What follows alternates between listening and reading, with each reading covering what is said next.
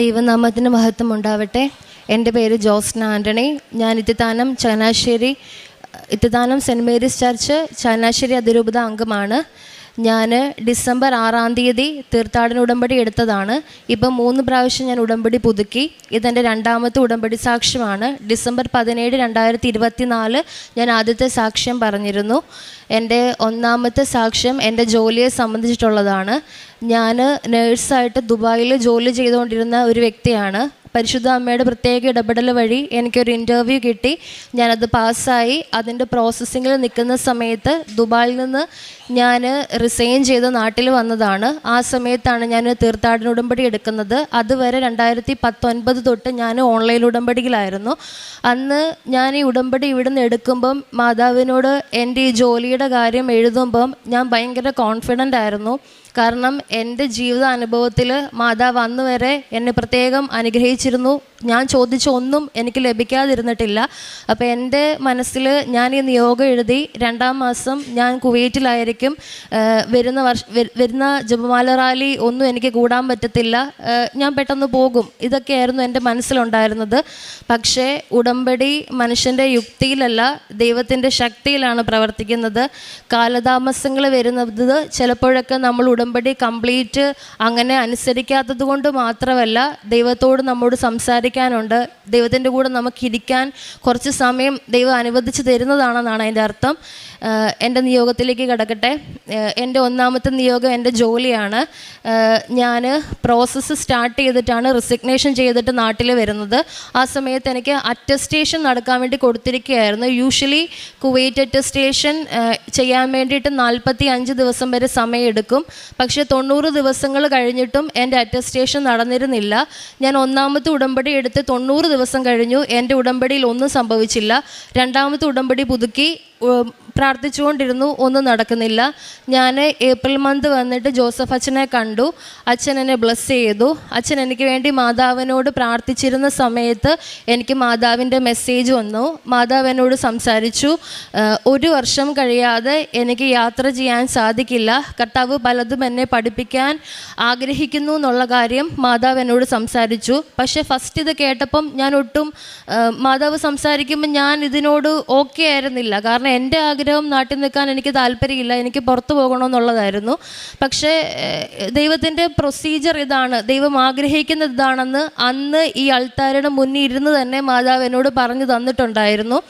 അങ്ങനെ ഞാനിവിടുന്ന് തിരിച്ചുപോയി. അടുത്ത ആഴ്ചയിൽ ഉടമ്പടി ധ്യാനത്തിൽ ജോസഫ് അച്ഛൻ പറഞ്ഞു, നമ്മൾ ഉടമ്പടിയിൽ വിഷയങ്ങൾ സമർപ്പിക്കുമ്പം നമ്മുടെ നിയോഗങ്ങൾക്ക് ഒരുപാട് പ്രയോറിറ്റി കൊടുക്കരുത്. നമ്മുടെ നിയോഗങ്ങൾ ദൈവത്തിന് സമർപ്പിക്കുക, അത് ദൈവത്തിന് കൊടുത്ത കാര്യമാണ്, ബാക്കി നോക്കാൻ ദൈവത്തിന് അറിയാം. അപ്പോൾ ഈ പ്രയോറിറ്റൈസ് ചെയ്ത് ഒരു കാര്യം മാത്രം രാവിലെയും പകലും രാത്രിയെല്ലാം ഒരേ കാര്യം പറഞ്ഞ് ദൈവത്തോട് പ്രാർത്ഥിക്കാതെ നമ്മൾ ദൈവസ്നേഹത്തിലായിരിക്കാൻ വേണ്ടിയിട്ട് ശ്രദ്ധിക്കണം. ഉടമ്പടി എന്നുള്ളത് ദൈവവുമായിട്ട് നമ്മൾ ഏറ്റവും കൂടുതൽ സ്നേഹിക്കപ്പെടുന്ന ഒരവസ്ഥയാണ്. അത് നമുക്ക് വിശ്വാസം ഉണ്ടാവണം, പ്രത്യാശ ഉണ്ടാവണം, പിന്നീടാണ് നമ്മൾ ദൈവസ്നേഹത്തിലെത്തുക. ഇതൊരു പ്രോസസ്സാണ്. നമ്മൾ ഈ പ്രോസസ്സ് കംപ്ലീറ്റ് ആവണം. അപ്പം ഞാൻ അച്ഛൻ ഇങ്ങനെ പറഞ്ഞനുസരിച്ച് ഞാൻ അന്ന് തൊട്ട് എൻ്റെ ഈ നിയോഗത്തിന് വേണ്ടിയിട്ട് ഈ മൊമെൻറ്റ് വരെ പ്രാർത്ഥിച്ചിട്ടില്ല. പിന്നീട് ഞാൻ എൻ്റെ നിയോഗങ്ങൾ സബ്ജക്റ്റ് ചേഞ്ച് ചെയ്തു. ഞാൻ പ്രാർത്ഥിച്ചത് എനിക്ക് പരിശുദ്ധാത്മാവിനെ കിട്ടാനും പരിശുദ്ധ കുർബാനയിൽ തിയറിയിൽ എനിക്ക് ഈശോ ഉണ്ടെന്നറിയാം. പക്ഷേ എനിക്കത് മനസ്സിലാവണമായിരുന്നു. ഞാൻ കുർബാന സ്വീകരിക്കുമ്പം കുർബാനയിൽ ഈശോ ഉണ്ടെന്നുള്ളത് എനിക്ക് ഭയങ്കര അനുഭവമാകണമെന്ന് ഞാൻ പ്രാർത്ഥിച്ചിരുന്നു. അങ്ങനെ അച്ഛനെ കണ്ടു പോയതിന് ശേഷം ഭൗതികമായിട്ടും എൻ്റെ കാര്യങ്ങൾ മുന്നേറാൻ തുടങ്ങി. ആധ്യാത്മികമായിട്ടാണ് എനിക്ക് ഏറ്റവും കൂടുതൽ ദൈവം അനുഗ്രഹിച്ചത്. ഞാൻ അച്ഛനെ കണ്ട ശേഷം ഏപ്രിൽ മാസം തൊട്ട് പരിശുദ്ധ കുർബാന ഞാൻ മുടങ്ങാതെ കാണും. ഡിസംബറിൽ ഞാൻ നാട്ടിൽ വന്ന സമയം തൊട്ട് കാണും. പരിശുദ്ധ കുർബാനയിൽ എനിക്ക് ഈശോനെ കാണാൻ സാധിക്കും. അതായത് ഞാൻ കുർബാന അർപ്പിക്കുന്ന സമയങ്ങളിൽ എനിക്ക് വൈദികനെ കാണാൻ പറ്റത്തില്ല. ഞാൻ ആ സമയത്ത് ഡിവൈൻ മേഴ്സി രൂപത്തിലുള്ള ഈശോനെയാണ് കാണുന്നത്. 2 കൈയും വിരിച്ചു നിൽക്കുന്ന എൻ്റെ അടുത്ത് ഇത്രയും ക്ലോസ് ആയിട്ട് നിൽക്കുന്ന ഈശോനെ ഞാൻ കാണുക. അത് അന്ന് തൊട്ട് ഇന്ന് വരെ, ഇന്ന് രാവിലത്തെ പരിശുദ്ധ കുർബാന വരെ ഞാൻ കാണുന്നുണ്ട്. ഈശോ ആ സമയങ്ങളിൽ ഒരുപാട് വചനം തരും, മഴ പോലെ വചനം വരും. കർത്താവ് എപ്പോഴും എൻ്റെ കൺമുൻപിലുണ്ട്. ഇങ്ങനെ ദൈവം കൂടെ നിൽക്കുന്ന ഒത്തിരി വചനം ആ സമയത്ത് ഈശോ സംസാരിക്കും. അതേപോലെ തന്നെ പരിശുദ്ധ കുർബാന സ്വീകരിക്കുന്ന സമയത്ത് പരിശുദ്ധ കുർബാന എനിക്ക് നാവിൽ തരിപ്പ് പോലെ അനുഭവപ്പെടും. ഒരു മിനിറ്റ് മില്ലി സെക്കൻഡ്സിലൊക്കെ ഭയങ്കര ഒരു വലിയ ശ്വാസതടസ്സം അനുഭവപ്പെടും. ആ ശ്വാസതടസ്സം അനുഭവപ്പെടുന്ന സമയത്ത് ഒരു മരണവെപ്രാളം പോലെ ഫീൽ ചെയ്യും. അപ്പോൾ എൻ്റെ ഉള്ളിൻ്റെ ഉള്ളിൽ ആരും ഇങ്ങനെ പറയും, ഈശോ കുരിശിൽ മരിച്ചിട്ടല്ലേ അപ്പമായിട്ട് നമ്മുടെ മുന്നിലിരിക്കുന്നത്, കുരിശിൽ മരിച്ചപ്പം ഈശോയ്ക്ക് ഈ വേദന ഉണ്ടായിരുന്നല്ലോ. അപ്പം ആ വേദന ഞാൻ മനസ്സിലാക്കാൻ വേണ്ടി ദൈവം എന്നെ സഹായിക്കുന്നുണ്ട്. അതേപോലെ പരിശുദ്ധ കുർബാനയിൽ കാസായും പീലാസയും എഴുന്നള്ളിച്ച് വൈദികൻ വരുന്ന സമയത്ത് ഞാൻ ഈശോ കുരിശ് ചുമക്കുന്നതും ആ സമയത്ത് സ്വർഗത്തിൽ നിന്ന് 1000 മാലാഖമാർ, പരിശുദ്ധ അമ്മ ഒക്കെ നിറഞ്ഞു നിൽക്കുന്നതായിട്ടുമാണ് കാണുന്നത്. ഞാൻ ഇത്രയും കാലം ഫൗസ്റ്റീന പുണ്യവതിയുടെ ബുക്കും അല്ലെങ്കിൽ നമ്മളെ സഭ പഠിപ്പിച്ചതും അനുസരിച്ച് വിശ്വസിച്ചത് പരിശുദ്ധ കുർബാന ഇങ്ങനെയാണെന്നാണ്. പക്ഷേ ഇപ്പം ഇത്രയും മനുഷ്യരുടെ മുന്നിൽ ഞാൻ സാക്ഷ്യപ്പെടുത്തുന്നു, ഞാനിതെൻ്റെ കണ്ണുകൊണ്ട് കാണുന്ന കാര്യമാണ്. പരിശുദ്ധ കുർബാന വളരെ വലിയൊരു സത്യമാണ്. കുർബാനയിൽ അഴിയപ്പെടാത്തതൊന്നുമില്ല. പരിശുദ്ധ കുർബാനയിൽ വിശ്വസിച്ച് പ്രാർത്ഥിച്ച ഈശോനെ കാണാൻ പറ്റും. ഇതെൻ്റെ അനുഭവമാണ്. എനിക്കിതിലും വലിയൊരു അനുഗ്രഹം ദൈവം തരാനില്ല. എനിക്ക് സത്യത്തിൽ ദൈവത്തോട് ഞാൻ പറഞ്ഞിട്ടുണ്ട്, എനിക്കിത് മതി, വേറെ ഒന്നും വേണ്ട, ഇത് മതി, എൻ്റെ ഒരു കാര്യവും നടക്കണ്ട, എനിക്കിത് മതി എന്ന് ഞാൻ ഈശോയോട് പറഞ്ഞിട്ടുണ്ട്. എൻ്റെ ഇവിടെ അറ്റസ്റ്റേഷൻ്റെ കാര്യം പറഞ്ഞല്ലോ, ഇത്രയും പ്രോസസ്സ് എനിക്ക് സമയം കൂടുതലായിരുന്നു. ഞാനിവിടെ വന്ന് അച്ഛനെ കണ്ടതിന് ശേഷം എനിക്ക് അതുവരെ എൻ്റെ ഏജൻസിയിൽ നിന്നോ ഹോസ്പിറ്റലിൽ നിന്നോ ഒരു റെസ്പോൺസ് ഉണ്ടായിരുന്നില്ല. പക്ഷെങ്കിൽ അച്ഛൻ്റെ ബ്ലെസ്സിങ് കിട്ടിയതിന് ശേഷം എൻ്റെ ഏജൻസിയിൽ എൻ്റെ പേപ്പർ വർക്ക് ഹാൻഡിൽ ചെയ്തിരുന്ന ഒരാളെ മാതാവ് ചേഞ്ച് ചെയ്തു, പകരം വേറൊരാളായി. ആ പുള്ളി എന്നെ നിരന്തരം എൻ്റെ ഒരു ഫ്രണ്ടിനെ പോലെ എന്നെ വിളിക്കും, ടെൻഷൻ അടിക്കേണ്ടെന്ന് പറയും. എൻ്റെ പ്രോസസ്സ് സ്റ്റാർട്ട് ചെയ്തു. ഹോസ്പിറ്റലിൽ തന്നെ എന്നോട് റെസ്പോണ്ട് ചെയ്യാൻ വേണ്ടി തുടങ്ങി. ആ സമയങ്ങളിൽ എനിക്ക് ചേംബർ അറ്റസ്റ്റേഷൻ എന്ന് പറഞ്ഞ ദുബായിൽ നിന്ന് ഒരു അറ്റസ്റ്റേഷൻ വേണമായിരുന്നു. അത് കംപ്ലീറ്റ് ആയ മാത്രമേ കുവൈറ്റ് എംബസി അറ്റസ്റ്റേഷൻ നടക്കത്തുള്ളൂ. പക്ഷേ വെരി അൺഫോർച്ചുനേറ്റ്ലി എൻ്റെ ഹോസ്പിറ്റലിൻ്റെ ഓണർ ആ സമയത്ത് ഒരു കേസിൽ പെട്ട് ജയിലിലായി. ആ സമയത്ത് എനിക്ക് സിഗ്നേറ്ററി സീല് തരേണ്ടത് ഈ ഓണറാണ്. പക്ഷെങ്കിൽ ഓണർ ഇല്ലാത്ത സമയത്ത് എനിക്ക് അദ്ദേഹം പുറത്തുനിന്ന് ഇറങ്ങിയാൽ മാത്രമേ എനിക്ക് സീല് കിട്ടത്തുള്ളൂ. എനിക്ക് യാതൊരു വഴിയില്ല. അദ്ദേഹം എന്ന് ജയിലിൽ നിന്ന് പുറത്തിറങ്ങുമെന്ന് എനിക്കറിയില്ല. അത് സീല് കിട്ടാതെ എൻ്റെ ഒരു പ്രോസസ്സ് ഇനി മുന്നോട്ട് നീങ്ങത്തില്ല. ഞാൻ ഇവിടെ വന്ന് മാതാവിനോട് പ്രാർത്ഥിച്ചു. ഞാനിത് ഒറ്റയ്ക്ക് എടുത്ത തീരുമാനമല്ല, മാതാവ് പറഞ്ഞതുകൊണ്ട് ഞാൻ ഈ ജോലിക്ക് അപേക്ഷിച്ചാണ്. ഞാൻ ആഗ്രഹിച്ചൊരു രാജ്യമല്ല, ഞാൻ ആഗ്രഹിച്ച ജോലിയല്ല. അമ്മയും ഈശോയും പറയുന്നു, ഞാൻ കേൾക്കുന്നു. അതുകൊണ്ട് ബാക്കിയുള്ളത് എന്താണെന്ന് വെച്ചാൽ അത് ചെയ്യണമെന്ന് ഈശോയും മാതാവും കൂടെ എനിക്ക് വേറൊരു ഹോസ്പിറ്റലിൽ വേറൊരു അധികാരിക്ക് ഇവർ പവർ ഓഫ് അറ്റോർണി കൊടുത്ത് എനിക്കൊരു ഓൾട്ടർനേറ്റീവ് സീൽ തന്ന് എൻ്റെ ചേംബർ അറ്റസ്റ്റേഷൻ കംപ്ലീറ്റ് ആയി. വീണ്ടും 30-40 ദിവസം എടുക്കാണ്ടിരുന്ന പ്രൊസീജിയറുണ്ട്. പക്ഷേ വെറും 3 ദിവസം കൊണ്ട് സമയച്ചുരുക്കത്തിൻ്റെ അമ്മ എനിക്ക് ആ പ്രൊസീജിയർ കംപ്ലീറ്റ് ചെയ്ത് തന്നു. അതിനുശേഷം പിന്നീട് എൻ്റെ ജീവിതത്തിൽ ഓരോ മൈൽ സ്റ്റോൺസും നടന്നത് മാതാവിൻ്റെ പ്രത്യേക ദിവസങ്ങളിലാണ്. മാതാവിൻ്റെ വിമല ഹൃദയ തിരുനാളിന് ഞാനിവിടെ വന്നിരുന്നു. മാതാവിൻ്റെ വിമല ഹൃദയ തിരുനാളിന് ഞാൻ ദണ്ഡവിമോചന കുമ്പസാരം നടത്തി. അന്ന് വൈകിട്ട് തിരിയിൽ ഒരു വലിയ ഹൃദയം അമ്മ എനിക്ക് കാണിച്ചു തന്നു. എൻ്റെ ഫോണിൽ ഒരുപാട് ഇങ്ങനത്തെ തിരിയിലെ അത്ഭുതങ്ങൾ, മാതാവിൻ്റെ പാരിഷൻസ് ഒരുപാട് ഞാൻ കൃപാസനത്തിന് വേണ്ടി ഒരു ഫോൾഡർ ഉണ്ടാക്കി സൂക്ഷിച്ചു വെച്ചിട്ടുണ്ട്. ആദ്യത്തെ എനിക്ക് മാതാവ് അങ്ങനെ ഒരു അനുഭവം തരുന്നതെന്നാണ് എനിക്കൊരു തിരിഹൃദയം കാണിച്ചു തന്നു. അന്ന് വൈകിട്ട് എൻ്റെ കോട്രാബേ വെരിഫിക്കേഷൻ സ്റ്റാർട്ട് ചെയ്തു. അതിനുശേഷം കർമ്മല മാതാവ് തിരുനാളിൻ്റെ ദിവസം എനിക്ക് കോട്രാബേ വെരിഫിക്കേഷൻ കംപ്ലീറ്റ് ചെയ്തു, ലൈസൻസിങ് തുടങ്ങി. അതിനുശേഷം മാതാവിൻ്റെ സ്വർഗാരോഹണ തിരുനാളിൻ്റെ അന്ന് ലൈസൻസിങ് കംപ്ലീറ്റ് ആയി. MOH വിസയ്ക്ക് സബ്മിഷൻ ചെയ്യാമെന്ന് പറഞ്ഞ് മെയിൽ വന്നു. മാതാവിൻ്റെ ജന്മ തിരുനാൾ സെപ്റ്റംബർ 8 എൻ്റെ പള്ളിപ്പെരുന്നാളാണ്. ഞാൻ നോയമ്പെടുത്ത് പ്രാർത്ഥിച്ചിരുന്നു. സെപ്റ്റംബർ 8 മാതാവിൻ്റെ ബർത്ത്ഡേക്ക് എനിക്കൊരു ഗിഫ്റ്റ് കിട്ടണമെന്ന് ഞാൻ പ്രാർത്ഥിച്ചിരുന്നു. മാതാവിൻ്റെ തിരുനാൾ കുർബാനയ്ക്ക് 4 മണിക്ക് കയറി 4:05 ആയപ്പോൾ എൻ്റെ വിസ സബ്മിഷൻ നടന്നു. സെപ്റ്റംബർ 14 വിശുദ്ധ കുരിശിൻ്റെ പുകഴ്ചയുടെ അന്ന് വിസ തന്ന ദൈവം എന്നെ അനുഗ്രഹിച്ചു.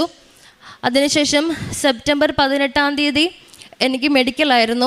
മെഡിക്കലിന് പോകുന്ന സമയത്ത് ഞാൻ തീർത്ഥാടന ഉടമ്പടി കഴിഞ്ഞു, 90 ദിവസം കംപ്ലീറ്റ് ആയി അടുത്തത്. അപ്പം ഞാൻ പുതുക്കണമായിരുന്നു. പക്ഷേ ഈ പ്രോസസ്സിൻ്റെ ഇടയ്ക്ക് ഓടുന്ന വഴിക്ക് എനിക്ക് ഇവിടെ വന്ന് പുതുക്കാൻ പറ്റിയില്ല. അപ്പം എൻ്റെ മനസ്സിൽ ഇത് കഴിഞ്ഞ് വന്ന് ഞാൻ ഉടമ്പടി പുതുക്കിക്കോളാം എന്നാണ്. പക്ഷേ ദൈവം ഞാൻ ഒരു ദിവസം പോലും ഉടമ്പടി വിട്ട് ജീവിക്കണമെന്ന് ആഗ്രഹിക്കുന്നില്ല എന്നുള്ള കാര്യം ഞാൻ ഓർത്തില്ല ആ സമയത്ത്. പക്ഷേ സെപ്റ്റംബർ 18 നടന്ന മെഡിക്കലിൽ ഞാൻ അൺഫിറ്റായി. എൻ്റെ കണ്ടീഷൻ പറഞ്ഞത് എനിക്ക് മൈൽഡ് ലംബാർ സ്കോളിയോസിസ് ആണ്. സ്കോളിയോസിസ് ഉള്ള ഒരാൾക്ക് GCC കൺട്രിയിൽ വർക്ക് ചെയ്യാൻ പറ്റില്ല. പക്ഷേ എൻ്റെ ഇതുവരെയുള്ള ഒരു സ്ഥലത്തും അങ്ങനെ ഒരു കണ്ടീഷൻ വന്നിട്ടില്ല. ഇത് എങ്ങനെ വന്നു എന്നെനിക്കറിയില്ല. ഞാൻ ഒരുപാട് സംസാരിച്ച് നോക്കി. ഈ കണ്ടീഷൻ കാരണം എനിക്ക് പോകാൻ പറ്റത്തില്ല, അൺഫിറ്റ് ആണെന്ന് പറഞ്ഞു. എൻ്റെ സംശയം തീർക്കാൻ വേണ്ടി ഞാൻ പുറത്തത്തെ ഒരു ലാബിൽ പോയിട്ട് എക്സ്റേ എടുത്തു. എനിക്ക് അങ്ങനെ ഒരു കണ്ടീഷനുണ്ട്. പിറ്റേ ദിവസം വന്ന് അന്ന് ഞാൻ എങ്ങനെ കരഞ്ഞു എന്ന് എനിക്കറിയില്ല. ഇതിനാണെങ്കിൽ ഇതൊക്കെ മുന്നിൽ ഞാൻ ജനിച്ചപ്പോൾ തൊട്ട് ഇന്നിവിടെ നിൽക്കുന്നത് വരെ അറിയുന്ന എൻ്റെ ദൈവത്തിന് ഈ കണ്ടീഷൻ അറിയാൻ പാടില്ലായിരുന്നോ എന്ന് ഞാൻ എൻ്റെ ദൈവത്തോട് 1000 വട്ടം ചോദിച്ചു. കാരണം ഞാൻ എൻ്റെ ദൈവത്തെ കാണുന്നു, സംസാരിക്കുന്നു, കൂടെ നടക്കുന്നു. അപ്പോൾ എനിക്കൊരു അപകടം ഉണ്ടായി, എൻ്റെ ദൈവം അത് അറിയത്തില്ലേ എന്നുള്ള കാര്യത്തിൽ ഞാൻ ഈശോനെ ഒത്തിരി ക്വസ്റ്റ്യൻ ചെയ്തു. അന്ന് ഒത്തിരി ഞാൻ കരഞ്ഞ് പിറ്റേ ദിവസം ഞാൻ രാവിലെ എഴുന്നേറ്റു. ഞാൻ ഉടമ്പടിയിലല്ല, പക്ഷേങ്കിൽ ഞാൻ രാവിലെ എണീറ്റ് പ്രാർത്ഥനകളൊക്കെ ചെയ്തു. എന്നിട്ട് ഞാൻ വീണ്ടും ഭയങ്കര ഇമോഷണൽ ബ്രേക്ക് ഡൗൺ ആയിരുന്നു. അന്ന് ഞാൻ ഒത്തിരി കരഞ്ഞ് ഞാൻ ഇവിടെ അല്ലായിരുന്നു, ഞാൻ എറണാകുളത്ത് സ്റ്റേ ആയിരുന്നു. കാരണം ഞാൻ മെഡിക്കലിന് പോയതായിരുന്നു. ഞാൻ അവിടെ കിടന്ന് ഉറങ്ങുന്ന സമയത്ത് എനിക്കൊരു സ്വപ്നദർശനം ഉണ്ടായി. ഞാൻ ബാഗൊക്കെ ഇങ്ങനെ പാക്ക് ചെയ്യുവാണ്. എൻ്റെ ചുറ്റും കുറേ ആൾക്കാർ കൂടി നിന്നിട്ട് എന്നെ ഇങ്ങനെ കളിയാക്കുവാണ്. ഞാൻ ഫെയിലായി പോയി, പരാജയപ്പെട്ട് എന്തൊക്കെ ഒത്തിരി ആൾക്കാർ ഇങ്ങനെ കൂവിയൊക്കെ വിളിക്കുക. ഞാൻ കരഞ്ഞുകൊണ്ട് ഞാൻ ബാഗൊക്കെ പാക്ക് ചെയ്യുകയാണ്. അപ്പോൾ എൻ്റെ തലയുടെ മുകളിൽ ഒരു ഷെൽഫുണ്ട്. അവിടുന്ന് ഞാൻ 2 എന്തോ എടുത്ത് ബാഗിൽ വെച്ചതൊരു ക്രൂശിത രൂപവും ഏതൊരു മാതാവിൻ്റെ സ്റ്റാച്ചു മാത്രമാണ്. അത് ഞാൻ എടുത്ത് ബാഗിൽ വെക്കാൻ തിരിയുമ്പോൾ ആരും എൻ്റെ കാലിൽ ഇക്കിളിയിട്ടു. ഞാൻ തിരിഞ്ഞു നോക്കുമ്പം കരുണയുടെ രൂപത്തിലുള്ള ജീവനുള്ള എൻ്റെ ഈശോയായിരുന്നു. 2 വാക്ക് ഈശോ പറഞ്ഞുള്ളൂ, ഞാനില്ലേ കൂടെ എന്ന്.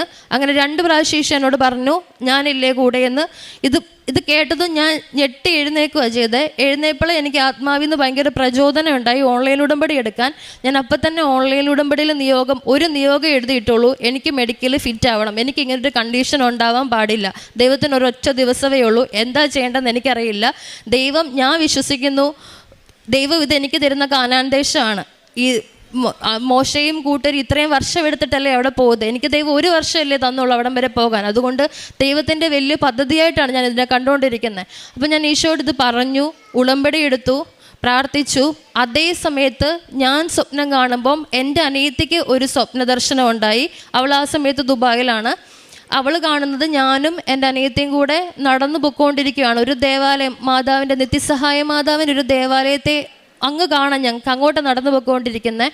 അപ്പം ഞാൻ എൻ്റെ അനിയത്തോട് പറയുകയാണ്, എനിക്ക് നടക്കാൻ പറ്റത്തില്ല, കൈക്കും കാലിനും നടുവിനൊക്കെ ഭയങ്കര വേദനയാണ്, നടക്കാൻ പറ്റത്തില്ല ജോസ്മി, ഒട്ടും നടക്കാൻ പറ്റത്തില്ല. ഇതാ ഞാൻ പറഞ്ഞുകൊണ്ട് റിപ്പീറ്റ്ലി ഇത് തന്നെ പറഞ്ഞുകൊണ്ടിരിക്കുന്നത്. അപ്പോൾ എൻ്റെ അനിയത്ത് പറയുന്നുണ്ട്, നടക്ക്, കുഴപ്പമില്ല എന്നൊക്കെ പറയുന്നുണ്ട്. പെട്ടെന്ന് ആകാശത്തുനിന്ന് മാതാവ് ഇറങ്ങി താഴെ വന്നു. 2 കൈയും വിരിച്ച് നിൽക്കുന്ന, 2 കൈ തുറന്നു പിടിക്കാൻ നമ്മളെ സഹായിക്കാൻ നിൽക്കുന്ന ഇമേജാണ്. അപ്പം മാതാവ് ഇങ്ങനെ 2 കൈ നിവർത്തി പിടിച്ചിട്ട് എൻ്റെ അനിയത്തിയോട് സംസാരിക്കുകയാണ്. ജോസ്നി ഇപ്പം അനുഭവിക്കുന്ന വേദന കുരിശി കിടന്നപ്പം ഈശോയ്ക്ക് ഇതേ വേദനയായിരുന്നു. ഇതേപോലെ ഈശോയ്ക്ക് നടുവിനും കാലിനും നട്ടലിനും ഒക്കെ വേദനയായിരുന്നു. അതേ വേദനയാണ് ജോസ്നി ഇപ്പം അനുഭവിക്കുന്നത്. ഇങ്ങനെ പറഞ്ഞ് ഈ സ്വപ്നം കഴിഞ്ഞു. പിറ്റേ ദിവസം രാവിലെ മെഡിക്കലിന് പോകുമ്പോൾ ഞാൻ ഒരു കാര്യം ഡിമാൻഡ് ചെയ്തിട്ടുള്ളൂ ദൈവത്തോട്. ഇത് തന്നാലും ഞാൻ നന്ദി പറയും, തന്നില്ലെങ്കിലും നന്ദി പറയും. ഇന്ന് എന്നെ കൃപയിലെത്തിച്ചത് ദൈവമാണ്. ഇന്ന് എൻ്റെ ദൈവത്തോട് ക്വസ്റ്റ്യൻ ചെയ്യാൻ എനിക്ക് ഇടയാവരുത്. എനിക്ക് എന്ത് സംഭവിച്ചാലും ഞാൻ ഇപ്പോൾ ജീവിക്കുന്ന ഈ അവസ്ഥയിൽ നിന്ന് എൻ്റെ ദൈവത്തെ ഞാൻ ഇങ്ങനെ കണ്ടുകൊണ്ട് നിൽക്കുന്ന അവസ്ഥയിൽ നിന്ന് പുറകോട്ട് പോകാൻ എനിക്ക് പാടില്ല. ഇത് മാത്രമേ ഞാൻ ഈശോയോട് ഡിമാൻഡ് ചെയ്തിട്ടുള്ളൂ. പിന്നെ എനിക്കൊരു അടയാളം വേണം, ഈശോയും മാതാവും എൻ്റെ കൂടെ നിൽക്കുന്നുണ്ടെന്നുള്ളതിനൊരു അടയാളം. ഞാൻ മെഡിക്കൽ എടുക്കുന്ന സ്ഥലത്ത് ചെന്നപ്പം ഒരു 2 സ്റ്റെപ്പ് ഡിസ്റ്റൻസ് പോലും ഇല്ല. ഈ മെഡിക്കൽ സെൻറ്ററിനോട് ചേർന്ന് തന്നെ ഒരു ഗ്രോട്ടയാണ്. വ്യാകുലമാതാവ് ഈശോനെ മടിയൊക്കെ കിടത്തിക്കൊണ്ടിരിക്കുന്ന ഒരു രൂപമാണ് അതിലുണ്ടായിരുന്നത്. എനിക്ക് ഇതിലും പല അടയാളം വേണ്ടായിരുന്നു. എനിക്കറിയായിരുന്നു ഈശോയും മാതാവ് എൻ്റെ കൂടെ ഉണ്ടെന്ന്. ഞാനിവിടുന്ന് കൊണ്ടുപോയ ഉടമ്പടി നിറച്ച വസ്തുവായ ഉപ്പ് അവിടെ ഇട്ട് പ്രാർത്ഥിച്ച് മെഡിക്കൽ സെൻറ്ററിനകത്ത് കയറി. ഒരു ക്രൂശിത രൂപവും മാതാവിൻ്റെ കാശുരൂപവും ഞാൻ കൈ പിടിച്ചു. എനിക്ക് ഭയങ്കര പാനിക്കായിരുന്നു. ഞാൻ എക്സ്റേ റൂമിൽ കിടക്കുമ്പോൾ എനിക്കൊരു മെറിറ്റ് ഇല്ല, കാരണം എനിക്കറിയാം എനിക്ക് അവിടെ ഒരു വളവുണ്ട്. അപ്പം ഫിറ്റാകുമോ അൺഫിറ്റാകുമോ എന്നുള്ളതല്ലേ. എന്ത് വന്നാലും ദൈവത്തോട് ലാസ്റ്റ് നന്ദിയേ പറയാൻ പാടുള്ളൂ. ഇതാണ് എൻ്റെ ഡിമാൻഡ്. എക്സ്റേക്ക് ഡ്രസ്സ് മാറി എക്സ്റേ മെഷീൻ്റെ ഫ്രണ്ടിൽ നിൽക്കുമ്പം ഞാൻ പ്രാർത്ഥിച്ചത് ഇങ്ങനെയാണ്. നിയമാവർത്തന പുസ്തകം 33, 25, 27. എഷ്രോൺ, നിന്റെ ദൈവത്തെ പോലെ ആരുമില്ല. നിന്നെ സഹായിക്കാൻ വിഹായസിലൂടെ അവിടുന്ന് മഹത്വപൂർണ്ണമായ മേഘത്തിന്മേൽ സഞ്ചരിക്കുന്നു. നിത്യനായ ദൈവം നിന്റെ അഭയം, താങ്ങുന്നത് അവൻ്റെ ശാശ്വത ഹസ്തങ്ങൾ. ഈ വചനം മാത്രം പറഞ്ഞ് എൻ്റെ കയ്യിൽ ഉപ്പുണ്ടായിരുന്നു. എനിക്ക് അവിടെ ഉപ്പ് വിതറാനൊന്നും പറ്റത്തില്ല, കാരണം ആൾക്കാരുണ്ട് ചുറ്റും. ഞാൻ ഉപ്പ് 2 കയ്യിലും പുരട്ടി അങ്ങനെ നിന്നു. ഞാൻ എക്സ്റേ എടുത്ത് റിട്ടേൺ ഇറങ്ങുമ്പം എക്സ്റേ ടെക്നീഷ്യൻ്റെ സിസ്റ്റത്തിൽ എനിക്ക് എൻ്റെ എക്സ്റേ കാണാമായിരുന്നു. എനിക്കൊരു പ്രശ്നവും ഇല്ല, എനിക്കൊരു കുഴപ്പമില്ല. അന്നത്തെ മെഡിക്കലിൽ 3 മണിക്ക് ഞാൻ ഫിറ്റായി. എനിക്ക് അങ്ങനെ ഒരു കണ്ടീഷനും ഇല്ല. അതിനുശേഷം എൻ്റെ സ്റ്റാമ്പിങ് എല്ലാം കഴിഞ്ഞു. ഞാൻ മാതാവിനോട് പറഞ്ഞിരുന്നു, സ്റ്റാമ്പിങ് കഴിഞ്ഞ് വരുമ്പം ഇത് മാതാവിൻ്റെ ഇടപെടലാണെന്ന് മറ്റുള്ളവരെ കാണിക്കാൻ എൻ്റെ പാസ്പോർട്ടിൽ എനിക്ക് 7ാമത്തെ പേജിലെ സ്റ്റാമ്പിങ് വരാവുള്ളെന്ന്. എൻ്റെ പാസ്പോർട്ടാണിത്. 7ാമത്തെ പേജിലാണ് സ്റ്റാമ്പിങ് കഴിഞ്ഞിട്ട് എൻ്റെ വിസ വന്നിരിക്കുന്നത്. ഞാൻ മറ്റന്നാൾ കുവൈറ്റിലേക്ക് ട്രാവൽ ചെയ്യുവാണ്. എനിക്ക് ലഭിച്ചിരിക്കുന്ന ഹോസ്പിറ്റലിൽ വളരെ കടലിന് അഭിമുഖമായിട്ടാണ് നിൽക്കുന്നത്. എനിക്ക് കടൽ കാണുമ്പോൾ എപ്പോഴും മാതാവിനെ ഓർമ്മ വരിക, കാരണം ജപമാല റാലിയും വേളാങ്കണ്ണിയും കൃപാസനവും ഒക്കെ എന്നെ സംബന്ധിച്ചിടത്തോളം കടൽ തീരമാണ്. ദൈവാനുഭവം ഏറ്റവും കൂടുതൽ അനുഭവിക്കുന്ന സ്ഥലമാണ്. അപ്പം ഞാൻ ഉറച്ചു വിശ്വസിക്കുന്നു, ദൈവം എന്നെ കൊണ്ടുപോകുന്നതും ദൈവം എന്നെ നടത്താൻ പോകുന്നതും ഇതേ കൃപയെ തന്നെ ആയിരിക്കുമെന്ന്. അതുപോലെ എനിക്ക് ഉണ്ടായിരുന്നൊരു മെസ്സേജാണ്, ഇവിടെ നിന്നപ്പോൾ ജപമാല റാലി ഞാൻ കൂടിയിട്ടേ പോകത്തുള്ളൂ എന്നാണ് ഈ 1 വർഷം കൊണ്ട് മാതാവ് ഉദ്ദേശിച്ചിരുന്നത്. കാരണം 2 പ്രാവശ്യം ഞാൻ ഒരു പ്രാവശ്യം ടിക്കറ്റ് എടുക്കാൻ നോക്കി കിട്ടിയില്ല. 2ാമത്തെ പ്രാവശ്യം ടിക്കറ്റ് എടുത്തു, ലീവ് കിട്ടാണ്ട് എനിക്ക് ജപമാല റാലി കൂടാൻ പറ്റിയിട്ടില്ല. ഈ വർഷം ഞാൻ ജപമാല റാലി നടന്നു. എനിക്ക് ഭയങ്കര കാലുവേദനയും നടുവേദനയൊക്കെ ആയിരുന്നു. ഞാൻ എങ്ങനെ ഇത്രയും കിലോമീറ്റർ നടന്നെന്ന് എനിക്കറിയത്തില്ല. ഞാൻ ഒരുപാട് ജപമാല ചൊല്ലി, 60 ജപമാല വാങ്ങി ഞാൻ ആൾക്കാർക്ക് കൊടുത്തു. അതുപോലെ തന്നെ എനിക്ക് വേറെ പറയാനുള്ളത്, മെയ് മാസത്തിൽ ഇവിടെ വണക്കമാസം നടക്കുമല്ലോ. അപ്പം ഞാനിവിടെ ഏപ്രിൽ മന്തിൽ വന്ന് മാതാവിൻ്റെ ഇതിൻ്റെ ഒരു മിനി സ്റ്റാച്ചു മേടിച്ചുകൊണ്ട് വീട്ടിൽ പോയായിരുന്നു. അപ്പം ഞാൻ ഇത്രയും വർഷമായിട്ട് കൃപാസനത്തിൽ വരികയാണെങ്കിലും എൻ്റെ കയ്യിൽ ഇതേ രൂപത്തിലുള്ള മാതാവിൻ്റെ ഒരു സ്റ്റാച്ചു ഉണ്ടായിരുന്നില്ല. അപ്പം എനിക്കിത് കണ്ടപ്പോൾ ഒത്തിരി സന്തോഷമായി. ഞാനിങ്ങനെ ഒരു മാതാവിൻ്റെ രൂപം വാങ്ങാൻ പറ്റുമെന്ന് എനിക്കറിയത്തില്ലായിരുന്നു. അന്ന് ഞാൻ പോയി സ്റ്റാളിൽ നിന്ന് വാങ്ങിച്ചു. അന്ന് ഞാൻ ഭയങ്കര സന്തോഷത്തിലായിരുന്നു. മാതാവ് ഞാൻ എൻ്റെ വീട്ടിൽ ചെന്നപ്പോൾ ആദ്യം എൻ്റെ പേരൻസിനോട് പറഞ്ഞത് ഞാൻ ഒറ്റയ്ക്കല്ല വന്നത്, എൻ്റെ കൂട്ടത്തിൽ ഒരാൾ കൃപാസനത്തിൽ നിന്ന് വന്നിട്ടുണ്ടെന്നാണ്. അങ്ങനെ മാതാവിൻ്റെ രൂപം എൻ്റെ റൂമിൽ എൻ്റെ പ്രാർത്ഥനാ ടേബിളിലുണ്ട്.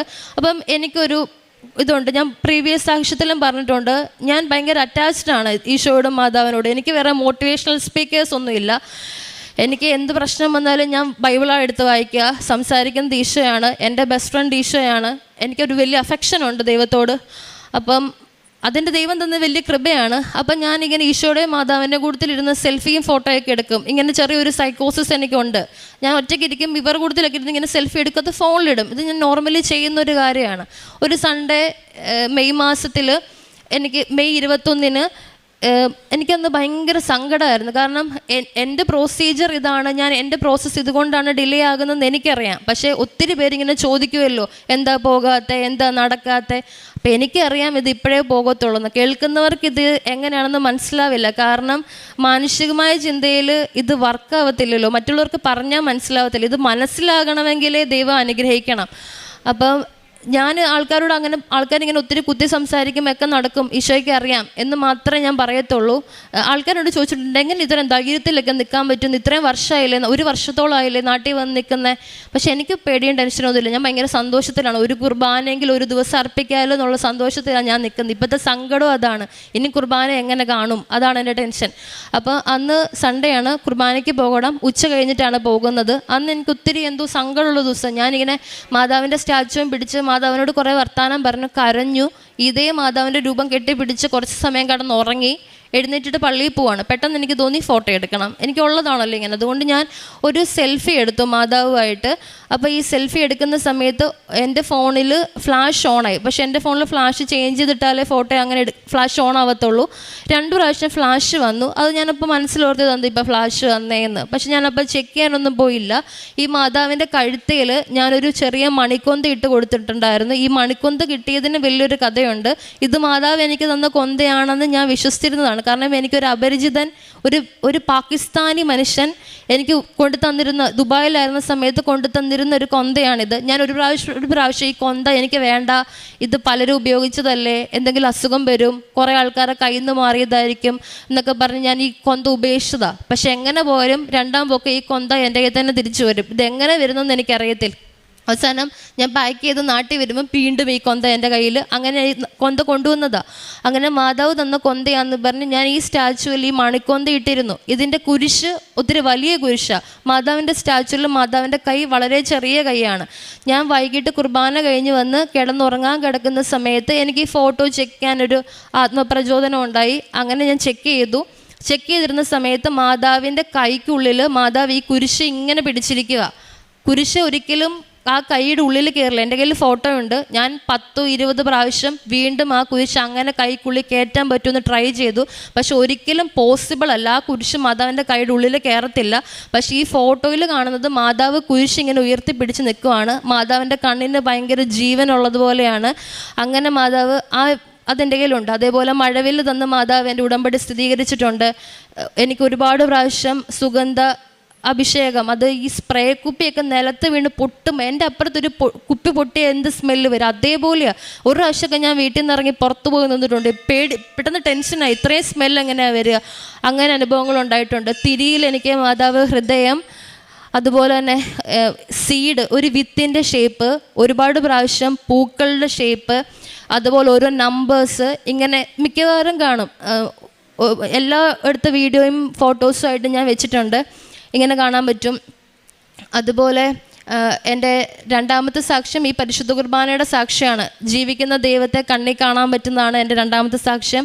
ഒന്നാമത്തെ സാക്ഷ്യം എൻ്റെ ജോലിയാണ്. മൂന്നാമത്തത് ജോസഫ് അച്ഛനെ ഞാൻ ഇവിടെ കാണാൻ വേണ്ടി വന്ന സമയത്ത് എൻ്റെ നിയോഗം അച്ഛൻ്റെ കൊടുത്തത്, എനിക്ക് ജോലിയില്ല എന്നുള്ള കാര്യം. ആ സമയത്ത് എൻ്റെ ഉള്ളിലൊരു നിയോഗം ഉണ്ടായിരുന്നു, എൻ്റെ അനിയത്തിയുടെ ജോലി. അവളില്ലാത്തത് കൊണ്ട് ഞാനത് എക്സ്പ്ലെയിൻ ചെയ്യുന്നില്ല. പക്ഷേ എൻ്റെ അനിയത്തിക്ക് അച്ഛനെ ഞാൻ കണ്ടതിൻ്റെ 2ാമത്തെ ദിവസം ജോലി കൊടുത്തു. അവൾ ദുബായിൽ ഇപ്പോൾ വർക്ക് ചെയ്തുകൊണ്ടിരിക്കുകയാണ്. ചെറുതും വലുതായിട്ട് ഒത്തിരി ഭൗതിക നന്മ തന്ന ദൈവം അനുഗ്രഹിച്ചിട്ടുണ്ട്. പ്രേക്ഷിത പ്രവർത്തനങ്ങളായിട്ട് ഞാൻ ചെയ്യുന്നത്, അച്ഛൻ എപ്പോഴും പറയും, നമ്മൾ വിശേഷ വിദ്യയാൽ എന്ത് ചെയ്യുന്നു എന്നുള്ളതാണ് ദൈവം നോക്കുക. കാരണം നമ്മൾ ഈശോയുടെ ഒരു കാര്യം ചോദിക്കുമ്പോൾ ഈശോ ചോദിക്കും, ഇത് നിനക്ക് ചെയ്തു തരേണ്ടതിന് നീ എന്ത് ചെയ്തു എന്നുള്ളത് ഈശോ ചോദിക്കും. അത് ഉറപ്പായിട്ടും ചോദിക്കും. അപ്പോൾ ഞാൻ ചെയ്യുന്നത്, ഓൾറെഡി നമ്മൾ ഈ കൃപാസനം പത്രം കൊടുക്കുമ്പം അതിലിഷ്ടം പോലെ, അത് വചനമാണല്ലോ നമ്മൾ പങ്കുവെക്കുന്നത്, ഈശോനെ പങ്കുവെക്കുക. പക്ഷെ അതിൽ എൻ്റെ കോൺട്രിബ്യൂഷൻ എന്താണെന്നുള്ളതല്ല. ഞാൻ ചെറിയ ചിറ്റ് പേപ്പേഴ്സ് ഉണ്ടാക്കും. അതിൽ ഞാൻ 2-3 വചനങ്ങൾ എഴുതും. ഞാൻ തന്നെ പ്രിപ്പയർ ചെയ്യും. ബൈബിൾ തുറന്ന് വെച്ച് 3 കെട്ടോ 4 കെട്ടോ ഉള്ള 54-60 പേപ്പറിലേക്കുള്ള വചനം ഞാൻ തന്നെ എഴുതി, ഞാൻ തന്നെ പിൻ ചെയ്യും. എന്നിട്ട് ഞാൻ ബസ് സ്റ്റാൻഡിലെ ഹോസ്പിറ്റലുകളെ, എന്നെ ഹോസ്പിറ്റലിൽ നിന്നൊക്കെ ഇറക്കി വിട്ടിട്ടുണ്ട്. സെക്യൂരിറ്റി ഒക്കെ പിടിച്ച് തന്നെ ഇറക്കി വിട്ടിട്ടുണ്ട്. ഇങ്ങനെ അവിടെ വെച്ചിട്ട് പോകുമോ അങ്ങനെ ഇങ്ങനെയൊക്കെ പറഞ്ഞിട്ട് 2 പ്രാവശ്യം ഇറക്കി വിട്ടിട്ടുണ്ട്. ബസ് സ്റ്റാൻഡിൽ കൊണ്ട് കൊടുക്കും. അതുപോലെ എനിക്ക് ആവശ്യം ഉള്ളവർക്കെന്നല്ലാതെ ആർക്കും ഞാൻ കൊടുക്കത്തില്ല. ഞാൻ ഈ പത്രങ്ങളെല്ലാം വചനം എഴുതി പ്രിപ്പയർ ചെയ്ത് വെച്ച് ആദ്യം ഉപ്പിട്ട് പ്രാർത്ഥിക്കും, വിശ്വാസ പ്രമാണം ചൊല്ലി പ്രാർത്ഥിക്കും. അർഹതയില്ലാത്ത ഒരാളുടെ കയ്യിൽ പോലും ഈ പത്രം കിട്ടല്ലേ എന്ന് പ്രാർത്ഥിച്ചിട്ടാണ് ഞാൻ കൊടുക്കുക. അതുപോലെ പ്രേക്ഷിത പ്രവർത്തനമായിട്ട് ചെല്ലുക. അച്ഛൻ്റെ ഡെയിലി ബ്രെഡിനെ പറ്റി മസ്റ്റായിട്ട് പറയണം. അതായത് അച്ഛനെ നമുക്ക് എല്ലാവർക്കും ഇവിടെ വന്ന് എപ്പോഴും വന്ന് കണ്ട് സംസാരിക്കാനോ പ്രാർത്ഥനാ നിയോഗം നമുക്ക് ചോദിക്കാനോ പറ്റത്തില്ല. അച്ഛൻ നമ്മുടെ കൂടെ ഇരുന്ന് പ്രാർത്ഥിക്കുന്ന ഒരു വലിയ അവസ്ഥയാണ് ഈ ഡെയിലി ബ്രെഡ്. ഞാൻ എപ്പോഴും ഓർക്കും, അച്ഛനെ നമുക്ക് നൽകിയ ദൈവത്തിന് ഭയങ്കര നന്ദി പറയണം. കാരണം നമുക്ക് ലൂർദിലും ഫാത്തിമയിലും ഒക്കെ ഉള്ള മാതാവിനെ അറിയത്തുള്ളൂ. എനിക്ക് ഉറപ്പുണ്ട് എത്രയും പെട്ടെന്ന് സഭ ഇത് അംഗീകരിക്കും, ഇത് വിശ്വാസ സത്യമായിട്ട് അംഗീകരിക്കും. അപ്പം നമ്മുടെ നാട്ടിൽ നമ്മുടെ അടുത്ത് മാതാവ് വന്നതിൻ്റെ മെയിൻ കാരണം ജോസഫ് അച്ഛൻ്റെ പ്രാർത്ഥനയും അച്ഛൻ്റെ പ്രവർത്തനവുമാണ്. അച്ഛനോട് എത്ര നന്ദി പറഞ്ഞാലും മതിയാവത്തില്ല. അപ്പം ഞാനിങ്ങനെ ചിലപ്പം ബൈബിൾ വചനങ്ങളെ പറ്റിയിട്ടായിരിക്കാം, അല്ലെങ്കിൽ എന്തെങ്കിലും ഒരു കാര്യത്തെപ്പറ്റി എന്തെങ്കിലും ഒരു കാര്യം ചിന്തിച്ചിങ്ങനെ രാത്രി കിടന്നുറങ്ങും. പിറ്റേ ദിവസത്തെ ഡെയിലി ബ്രെഡിൽ അച്ഛൻ ഈ കാര്യത്തെ പറ്റിയിട്ടായിരിക്കും സംസാരിക്കുക. സക്കേവൂസിൻ്റെ ഭവനത്തിൽ ഈശോ വന്നതിനെ പറ്റി, അല്ലെങ്കിൽ 2 ധൂർത്തപുത്രൻ്റെ ഉപമ പറഞ്ഞപ്പോൾ അച്ഛൻ പറഞ്ഞിട്ടുണ്ട്, മൂത്ത മകനെ പിതാവിന് ഒത്തിരി ഇഷ്ടമായിരുന്നു, എന്നിട്ടും ഇളയ മകനോട് എന്തുകൊണ്ട് ഇങ്ങനെ ചെയ്തു. ഇങ്ങനത്തെ കുറേ എനിക്കും സംശയങ്ങളൊക്കെ ഉണ്ടായിരുന്നു. അച്ഛൻ ഇതൊക്കെ എങ്ങനെ മനസ്സിലാക്കുന്നതെന്ന് എനിക്കറിയത്തില്ല. ഞാൻ ചിന്തിക്കും, പിറ്റേ ദിവസം അച്ഛനത് സംസാരിക്കും. പരിശുദ്ധാത്മാവ് വെളിപ്പെടുത്തുന്ന കാര്യങ്ങളാണ് ഇതൊക്കെ. അങ്ങനെ ഡെയിലി ബ്രെഡിൽ എൻ്റെ ആഗ്രഹങ്ങളൊക്കെ പറഞ്ഞ് ഞാൻ പ്രാർത്ഥിക്കാറുണ്ട്. ദൈവം സാധിച്ചു തരാറുണ്ട്. ഞാൻ ഈ ഡെയിലി ബ്രെഡ് ഡെയിലി ഷെയർ ചെയ്യും. അതോടൊപ്പം തന്നെ ഡെയിലി ഒരു വചനം വെച്ച് ഷെയർ ചെയ്യും. ഉടമ്പടി ധ്യാനം എല്ലാ ചൊവ്വാഴ്ചയും മാക്സിമം ഞാൻ ലൈവായിട്ട് കാണും. അപ്പം തന്നെ ഷെയർ ചെയ്യും. എനിക്കിപ്പോൾ 29 വയസ്സാണുള്ളത്. എന്നോട് ഒരുപാട് പേര് ചോദിച്ചിട്ടുണ്ട്, പ്രാർത്ഥിച്ച് പ്രാന്തായി പോയതാണോ, ഇത്രയും ഒന്നും സ്പിരിച്വാലിറ്റിയുടെ ആവശ്യമില്ല, അങ്ങനെ ഒത്തിരി പേര് പറഞ്ഞിട്ടുണ്ട്. ഒത്തിരി പേര് കളിയാക്കാറുണ്ട്. ഞാൻ എൻ്റെ ഇൻസ്റ്റാഗ്രാമിലൊക്കെ മിക്കവാറും പോസ്റ്റ് ചെയ്യുന്നത് വചനവും റീൽസും ഒക്കെയാണ്. അപ്പോൾ ഒത്തിരി പേര് കളിയാക്കും, ഞാൻ പ്രൊട്ടസ്റ്റൻ്റ് ആണോ, ഒരുപാട് അങ്ങനെയൊക്കെ ചോദിച്ചിട്ടുണ്ട്. പക്ഷേ എനിക്ക് പറയാനുള്ളത്, ഇത് തന്നത് ദൈവമാണ്. നമ്മൾ ജീവിച്ചിരിക്കുന്ന സമയത്ത് ദൈവത്തെ മഹത്വപ്പെടുത്തിയാൽ മാത്രമേ ദൈവതിരുസന്നിധിയിൽ നമ്മൾ ചെല്ലുമ്പം ദൈവം നമ്മളെ മഹത്വപ്പെടുത്തത്തുള്ളൂ. നമ്മൾ ഈ ആയിരിക്കുന്ന എൻ്റെ ഈ ഏജാണ് ഞാൻ കാണുന്ന ഏറ്റവും ദി ബെസ്റ്റ് ടൈം ദൈവത്തെക്കുറിച്ച് മറ്റുള്ളവർക്ക് കൊടുക്കാൻ വേണ്ടിയിട്ട്. അത് ഞാൻ യൂസ് ചെയ്യുവാണ്.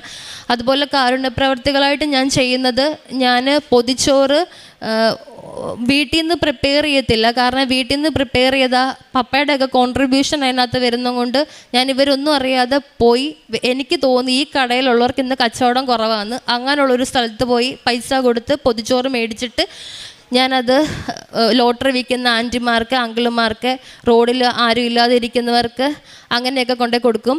അതേപോലെ തന്നെ എനിക്ക് ഈശോ പറഞ്ഞു തന്നൊരു കാര്യമാണ്, നമ്മൾ കൃപാസനം ആത്മവിശുദ്ധീകരണത്തിൻ്റെ സ്ഥലമാണ്. എന്നെ സംബന്ധിച്ചിടത്തോളം ഇതെൻ്റെ പെനുവേലാണ്. ഞാൻ ദൈവത്തെ മുഖാമുഖം കണ്ട സ്ഥലം, അതിന് കാരണമായ സ്ഥലമാണിത്. അപ്പം ആത്മവിശുദ്ധീകരണം നടക്കണം എല്ലാ മനുഷ്യൻ്റെയും. അപ്പം അതിനുവേണ്ടി പ്രാർത്ഥിക്കണം. അപ്പം ഒത്തിരി ആൾക്കാരെ എനിക്കറിയാം, പരിശുദ്ധ കുർബാനയും കുമ്പസാരവും ഒന്നും ഇല്ലാതെ ജീവിക്കുന്ന ഒത്തിരി മനുഷ്യരെ അറിയാം. അപ്പം ഞാൻ ഇവർക്ക് വേണ്ടിയിട്ട് ഇടവക ദേവാലയത്തിൽ വൈദികൻ്റെ അടുത്ത് കുർബാനയ്ക്കുള്ള ഒരു പൈസ കുർബാനപ്പണം അർപ്പിക്കും. ഇവരെ സമർപ്പിച്ച് കുർബാന ചെല്ലും അവരുടെ ആത്മവിശുദ്ധീകരണത്തിനായിട്ട്. ഇതൊക്കെയാണ് എൻ്റെ അനുഭവ സാക്ഷ്യങ്ങൾ. ഇതാണ് എൻ്റെ ഉടമ്പടി ജീവിതം. മാതാവ് എന്നെ ഇത്രമാത്രം അനുഗ്രഹിച്ചു. അത്രയ്ക്ക് ആ വലിയ കരുണയ്ക്ക് ഞാൻ മാതാവിനോട് ഈശോയ്ക്ക് നന്ദി പറയുന്നു. എൻ്റെ അറിവിൽ നിത്യജീവനിലേക്കുള്ളൊരു വലിയ വഴിയാണിത്. നിത്യജീവൻ കിട്ടാൻ വേണ്ടി ഈശോ എന്നെ പ്രിപ്പയർ ചെയ്തുകൊണ്ടിരിക്കുകയാണ്. ഞാൻ ഒന്ന് മനസ്സ് വെച്ചപ്പോൾ, ഞാൻ ഈശോയ്ക്ക് ഓക്കെ പറഞ്ഞപ്പോൾ എൻ്റെ ദൈവം എന്നെ ഇത്രയും സഹായിച്ചു. അപ്പം നല്ലൊരു ജീവിതം കൂടെ ഞാൻ മുന്നേ നടത്തിയിരുന്നെങ്കിൽ ഞാൻ എന്ത് മുന്നേ എനിക്ക് ഈശോനെ കാണാൻ പറ്റുമായിരുന്നു എന്ന് ഞാൻ ആലോചിക്കാറുണ്ട്. ഇതുവരെ എന്നെ നടത്തിയ എൻ്റെ ഈശോയ്ക്കും എൻ്റെ അമ്മയ്ക്കും 1000 നന്ദി പറയുന്നു. പ്രഭാഷകൻ 2:7 മുതൽ 9 വരെ തിരുവചനങ്ങൾ. കർത്താവിൻ്റെ ഭക്തരെ അവിടുത്തെ കരുണയ്ക്ക് വേണ്ടി കാത്തിരിക്കുവിൻ, വീഴാതിരിക്കുവാൻ വഴിതെറ്റരുത്. കർത്താവിൻ്റെ ഭക്തരെ അവിടുത്തെ ആശ്രയിക്കുവിൻ, പ്രതിഫലം ലഭിക്കാതിരിക്കുകയില്ല. കർത്താവിൻ്റെ ഭക്തരെ ഐശ്വര്യവും നിത്യാനന്ദവും അനുഗ്രഹവും പ്രതീക്ഷിക്കുവിൻ. ജോസ്ന എന്ന ഈ മകളുടെ വളരെ വ്യക്തവും ശക്തവും ഉടമ്പടി പ്രകാരവുമായ ജീവിത സാക്ഷ്യമാണ് നാം ഈ നിമിഷങ്ങളിൽ കേട്ടുകൊണ്ടിരുന്നത്. മകൾ ചെയ്തിരുന്ന ആത്മീയ പ്രവൃത്തികളൊക്കെ അത് ഉടമ്പടിയുടെ ശരിക്കും അതിൻ്റെ ആത്മാവറിഞ്ഞുള്ള ജീവിതമാണ്. ജോസഫച്ചൻ എന്താണോ നമുക്ക് ഉടമ്പടിയിലൂടെ കൈമാറുവാൻ ആഗ്രഹിക്കുന്നത്, നിത്യതയിലേക്കുള്ള ജീവിത വഴി എങ്ങനെയാണോ തെളിച്ചു തരുവാൻ ആഗ്രഹിക്കുന്നത്, ആ വഴി തെളിച്ചു കിട്ടിയ ഒരു മകളുടെ സാക്ഷ്യമാണ് ഈ അൾത്താരയിൽ നാം കേട്ടുകൊണ്ടിരുന്നത്. എല്ലാ മേഖലകളെയും മകൾ സുന്ദരമായി നമ്മുടെ മുമ്പിൽ അവതരിപ്പിച്ചു.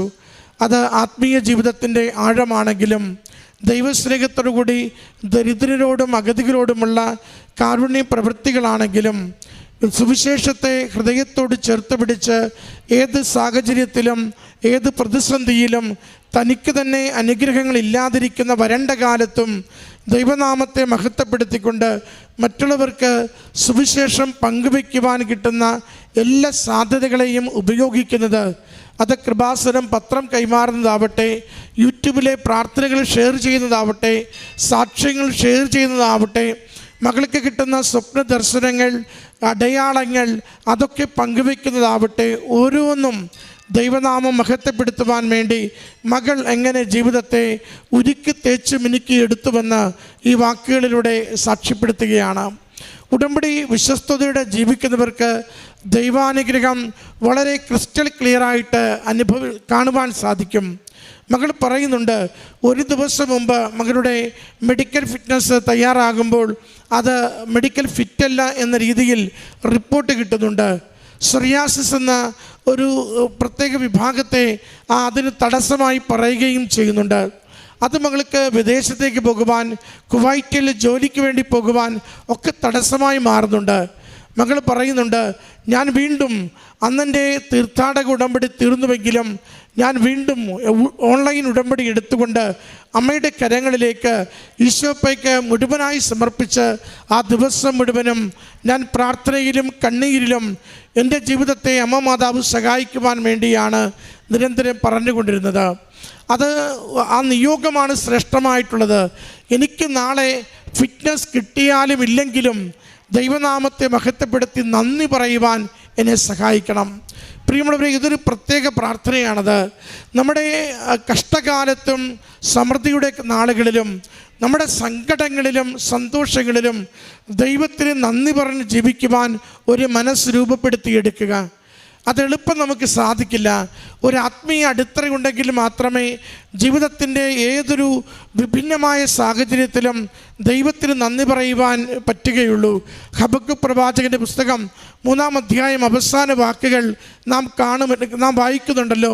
എൻ്റെ ആലയിൽ ആടുകളില്ലാതായാലും, വയലിൽ ധാന്യം വിളയുന്നില്ലെങ്കിലും, മുന്തിരിയിൽ ഫലങ്ങളില്ലാതായാലും എന്ന് തുടങ്ങി പറഞ്ഞിട്ട് പറയും, ഞാൻ എൻ്റെ ദൈവത്തെ സ്തുതിക്കുമെന്ന്.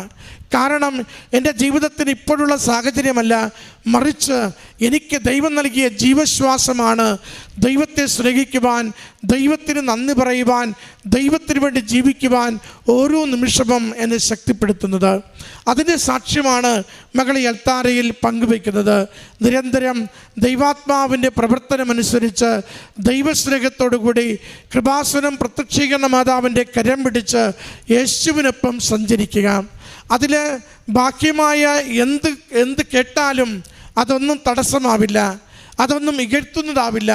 എന്നെക്കുറിച്ച് എന്ത് പറയുന്നു എന്നതിനെക്കുറിച്ചല്ല, ഞാൻ എങ്ങനെ ഓരോ നിമിഷവും എൻ്റെ അമ്മ മാതാവിനെയും ഈശോയെയും സ്നേഹിച്ചുകൊണ്ട് ജീവിക്കുവാൻ സാധിക്കുന്നു എന്നതിനെക്കുറിച്ചാണ് എൻ്റെ സന്തോഷമെന്ന് മകൾ ലോകത്തോട് വിളിച്ചു പറയുകയാണ്. പ്രിയമുള്ളവരെ, ഉടമ്പടി നമ്മൾ എടുക്കുന്നെങ്കിൽ ഉടമ്പടി നമ്മൾ ജീവിക്കാൻ തീരുമാനിക്കണം. ഉടമ്പടി നമ്മൾ ജീവിക്കുന്നുവെങ്കിൽ ദൈവം അനുഗ്രഹിക്കുമെന്നതിന് സംശയം വേണ്ട. എത്ര കണ്ട് നമ്മളെ ഉരുക്കിയെടുക്കുന്നതിന്, ശുദ്ധീകരിച്ചെടുക്കുന്നതിന്, ദൈവവഴിയിലേക്ക് നടക്കുവാൻ പഠിപ്പിക്കുന്നതിന് ഒരല്പകാലം വേണ്ടി വന്നേക്കാം. പക്ഷേ നാം ദൈവവഴിയിലാണ് സഞ്ചരിക്കുന്നതെന്ന് ദൈവത്തിന് ഉറപ്പ് വന്നാൽ പിന്നീട് താമസങ്ങളൊന്നുമില്ലാതെ സമാധാനം നൽകി, സമൃദ്ധി നൽകി, നിയോഗങ്ങൾ അനുഗ്രഹിച്ച് കൃത്യമായ ബോധ്യത്തോടുകൂടി ജീവിതത്തെ മുന്നോട്ട് നയിക്കുവാൻ അമ്മ മാതാവും ഈശോയും കൂടെ നിന്ന് പ്രവർത്തിക്കുന്നത് കാണുവാനാവും. അതിൻ്റെ സന്തോഷകരമായ സാക്ഷ്യം, അനുഗ്രഹീതമായ സാക്ഷ്യമാണ് ഈ മകൾ ഈ അൾത്താരയിൽ പങ്കുവച്ചത്. മകൾക്ക് ലഭിച്ച എല്ലാ ജീവിതാനുഭവങ്ങൾക്കും ആത്മീയ ബോധ്യങ്ങൾക്കും ഉടമ്പടി ജീവിത വെളിച്ചമായി മാറിയതിനും ജോലിക്കും ദൈവപിതാവിനും അമ്മ മാതാവിനും ഈശോയ്ക്കും നന്ദി പറഞ്ഞുകൊണ്ട് കരങ്ങളടിച്ച് ഈ സാക്ഷ്യം